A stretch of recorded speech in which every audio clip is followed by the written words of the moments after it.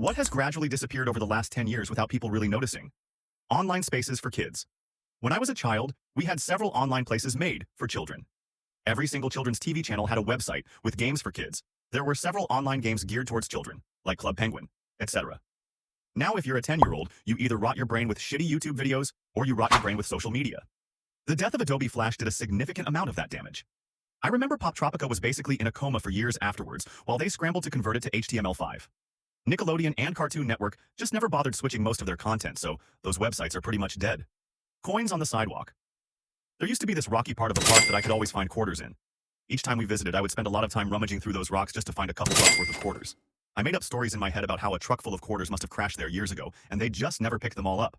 As I got older, I lost interest, but that place was always magical to me. Turns out my dad was dropping quarters in there when I wasn't looking because he knew it made me happy, kept me busy. Small independent hardware stores. They used to be a small town staple, especially in the Midwest. Almost everyone used to be the oldest business in town, having been open since like 1895.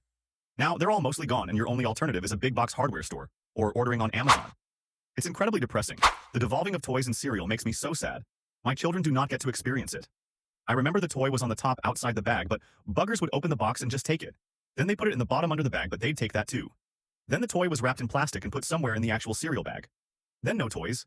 I remember color-changing spoons and the monkey linking toys, but they were from the Jungle Book. Those were my faves.